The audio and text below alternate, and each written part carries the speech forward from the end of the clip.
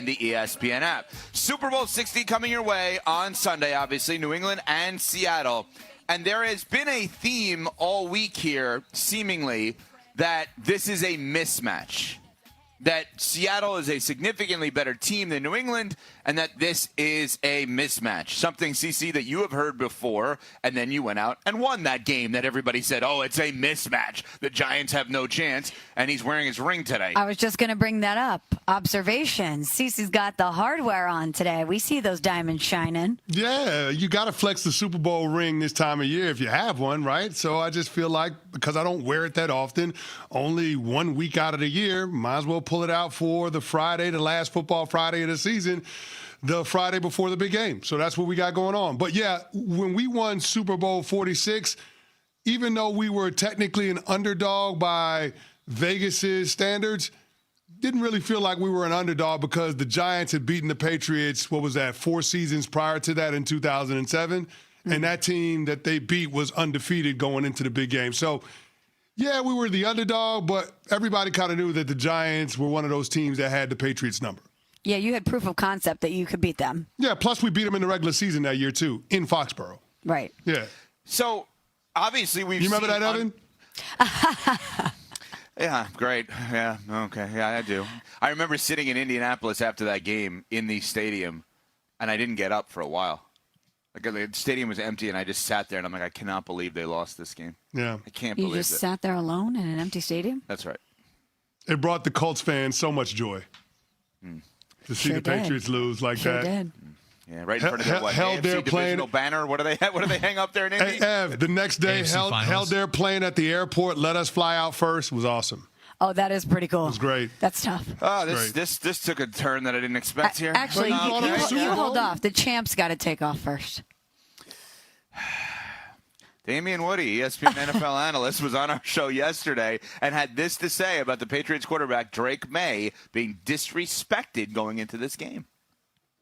I think the person who's getting disrespected the most is Drake Maye. And I think when you think of this game, everyone's thinking, what is this New England offense going to be able to do against Seattle's defense? All because what has the New England offense done this postseason? They haven't really done much. Now, granted, they've gone against a lot of really good defenses, but I think when people analyze the matchup of the game, they tend to look at it as, well, Drake Maye needs to be the one that has a big game in order for the Patriots to win this game. CC, is this game a mismatch?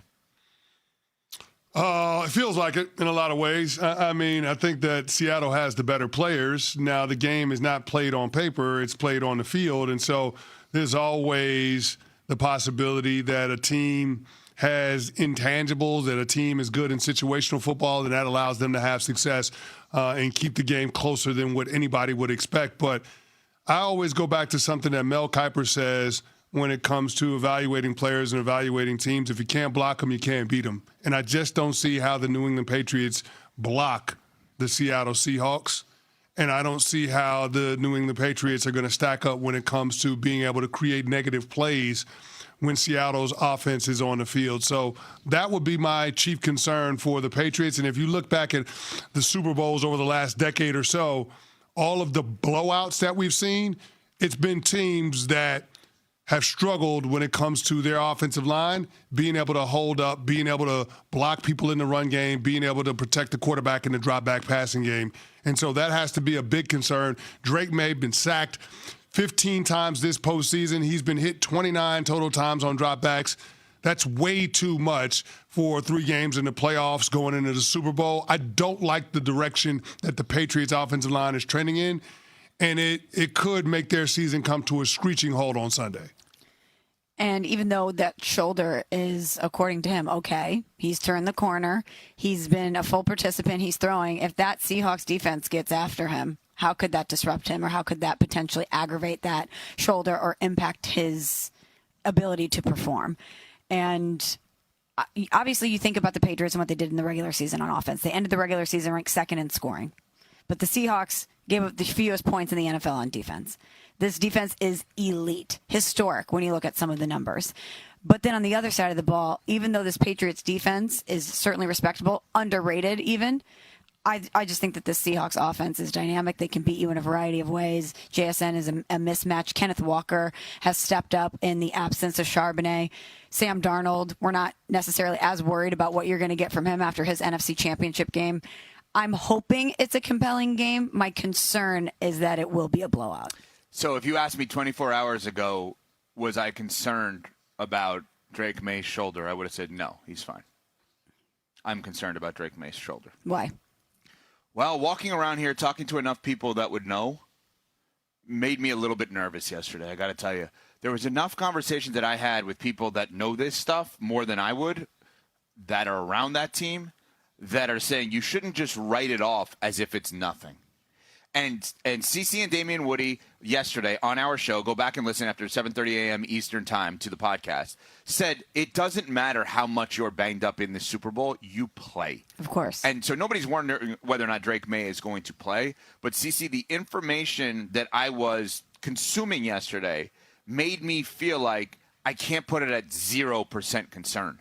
Like there's a much higher percentage for me than I realized a day ago. And now I'm a little bit more concerned about that. Yeah, I mean, anytime a quarterback has an injury to his throwing shoulder, you're concerned about how that's going to affect his production. But Drake Maye has said he's turned the corner. You know who else is going to be turning the corner on Sunday? DeMarcus Lawrence. Right around Will Campbell. So good luck with that one. Because that's the bigger concern. It's not whether or not Drake Maye can throw the football down the field. It's whether or not he's going to have time to throw the football, whether or not his offensive line is going to allow him to stay upright enough to impact the game in the way that we know he can. So, yeah, his health is going to be a concern, but I'm more concerned with the mismatch of the Patriots offensive line versus the defensive front of the Seattle Seahawks. But, Ev, you talk about this all the time. That's where Josh McDaniels comes into play. Yes. That's where scheming it up comes into play.